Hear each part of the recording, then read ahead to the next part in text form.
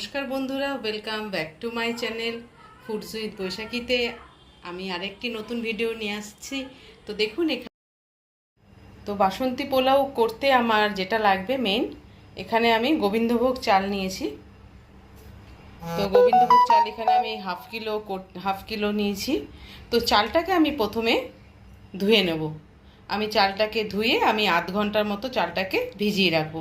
এতে কি হয়, চালটা ভাতটা যেটা হবে, রাইসটা বাসন্তী পোলাওর, সেটা ঝরঝরে হবে।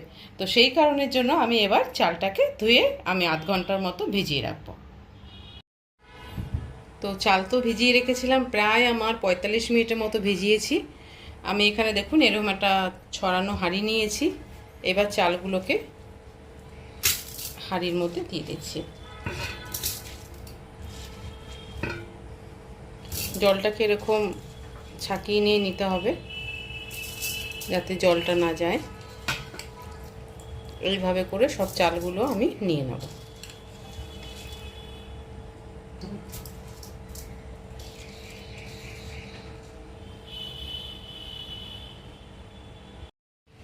চাল এখানে নিয়ে নিলাম।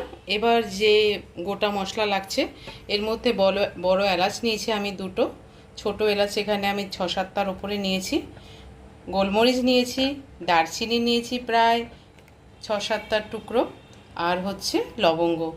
গরম মশলা একটু বেশি লাগবে। আর আমি নিয়েছি হচ্ছে এখানে তেজপাতা। তো এগুলো আমি সব এক এক করে চালের মধ্যে দিয়ে দিচ্ছি।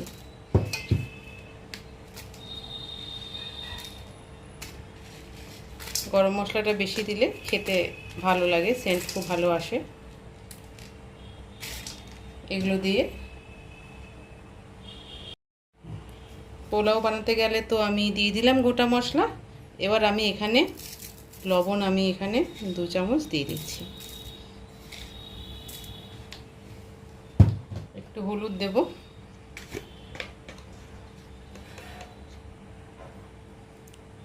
হাফ চামচের মতো আমি হলুদ দিয়ে দিলাম। এবার এর মধ্যে আমি দিয়ে দিচ্ছি হচ্ছে ঘি। এখানে আমি এবার ঘি দিয়ে দেব।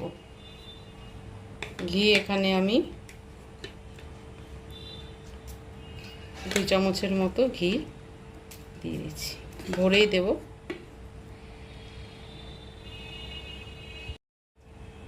ভরে ঘি আমি দিয়ে দিলাম 2 চামচের ওপরে। এবার আমি এটাকে চালটা ভালো করে মেখে নেব। খুব ভালো করে ঘিয়ের সাথে, গোটা গরম মশলার সাথে, নুন হলুদের সাথে চালটাকে দেখুন এইভাবে ভালো করে মেখে নিতে হবে।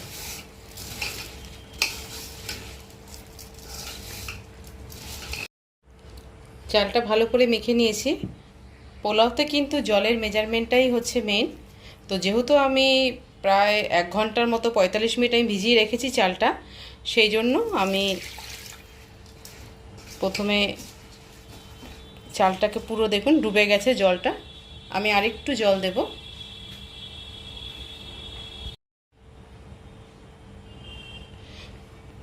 আমি প্রায় দেখুন এই মেজারমেন্টে আমি এটাতেই চাল নিয়েছিলাম। তো আমি 2 কাপ জল দিলাম। দেওয়ার পরে যদি আমার পরে লাগে আমি গরম জল করে রাখবো, আমি ছিটিয়ে দেব। তো আমি এবার এটাকে বসিয়ে দেব, আর আমি জল দিচ্ছি না। এবার আমি এটা বসিয়ে দেব।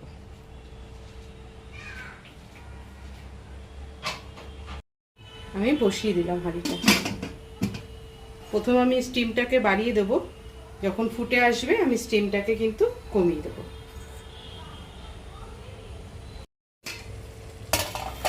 দেখুন এখানে ফুটে গেছে। আমি 2 চামচ চিনি নিয়েছি, এবার চিনিটা দিয়ে দিলাম। 2 চামচ চিনি এর মধ্যে দিয়ে হালকা করে আমি খুন্তি দিয়ে নাড়াচাড়া করে দেব। আমি কিন্তু পাশে জল গরম করতে বসিয়ে নিয়েছি, কারণ জল একটু লাগবে।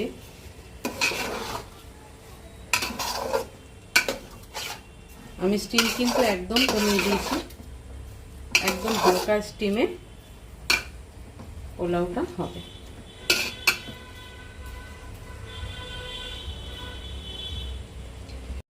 দেখুন এখানে জল আমি পাশে গরম করতে বসিয়েছি, প্রায় ফুটন্ত জল। এই জলটা কিন্তু আমি হাঁড়ির চারিপাশ দিয়ে দিয়ে দেবো। এইভাবে পুরো সাইড দিয়ে দিতে হবে, বেশি দেব না, জাস্ট চারিদিকটা যাতে ভিজে যায় সেই হিসাবে করে দিয়ে আমি আবার এটাকে ঢেকে দেব। কম স্টিমে ধীরে ধীরে রাইসটা, যে চালটা আছে গোবিন্দভোগ চালটা, ওটা সেদ্ধ হবে। আমি একটু নাড়িয়ে দেবো যাতে তলায় লেগে না যায়। তারপরে এবার আমি ঢেকে দেবো। পোলাওতে কিন্তু কাজু কিশমিশ একটা বিশাল ভূমিকা রাখে। তো আমি এখানে দেখুন ফ্রাইং প্যান বসিয়ে দিয়েছি, এর মধ্যে ঘি দিয়ে দিয়েছি। আমি কাজু কিশমিশটা একটু হালকা করে ফ্রাই করে আমি দিয়ে দেবো পোলাওর মধ্যে। ফ্রাই করে দিলে কিন্তু খুব ভালো লাগে। হালকা করে ফ্রাই করে দিয়ে আমি হাঁড়িতে যে পোলাও বসিয়েছি তার মধ্যে এটাকে আমি ঢেলে দেবো। একটু হালকা করে ভাজবো, বেশি কিন্তু ভাজবো না, হালকা করে ভেজে আমি দিয়ে দেবো। কাজু কিশমিশটা এর মধ্যে দিয়ে দিলাম। কাজু কিশমিশ দিয়ে আমি আবার এটাকে একদম নাড়াচাড়া করে দেবো। পোলাও কিন্তু প্রায় আমার হয়েই গেছে। দেখুন চাল কিন্তু সেদ্ধ হয়ে গেছে, খুব ঝরঝরেও হয়েছে। আমি কিন্তু গরম জল প্রায় আমি হাফ কাপের ওপরে আমি কিন্তু আবার দিয়েছিলাম, অল্প অল্প করে সাইড দিয়ে দিয়ে। তো আমার নুন মিষ্টি এখানে পোলাও পুরোপুরিভাবে সব ঠিক আছে। আর একটু রাখবো, 2-3 মিনিট রেখে আমি নামিয়ে ফেলবো।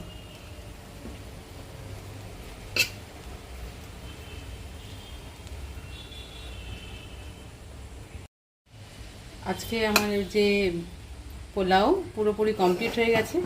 দেখুন পুরো ঝরঝরে হয়েছে, একটার সাথে কিন্তু একটাও লাগেনি। এবার আমি এটাকে নামিয়ে ফেলবো। তো আজকে আমার যে পোলাও, সেই পোলাও পুরোপুরিভাবে কমপ্লিট হয়ে গেছে। তো দেখুন কি সুন্দর ঝরঝরে হয়েছে, একদম গায়ে লাগেনি। তো আপনারা এইভাবে এই প্রসিডিওরে যদি করেন তাহলে কিন্তু পোলাও কিন্তু একদম গায়ে গায়ে লাগবে না, একদম ঝরঝরে হবে। আর খেতেও কিন্তু ভীষণ ভালো লাগবে। আপনি এটা আলুর দমের সাথে কি মাংসর সাথে, তো যে কোনো মটন কষার সাথে, মানে এই 3টে আইটেমের সাথে কিন্তু খুব ভালো যায়। মটন কষার সাথেও খুব ভালো যায়, চিকেন কষার সাথে, আলুর দমের সাথে, সাথে যদি বেগুনি হয়ে যায় তাহলে তো কোনো কথাই নেই। তো আপনারা অবশ্যই এইভাবে বাড়িতে ট্রাই করবেন পোলাও। আর কেমন লাগলো কমেন্ট বক্সে জানাবেন।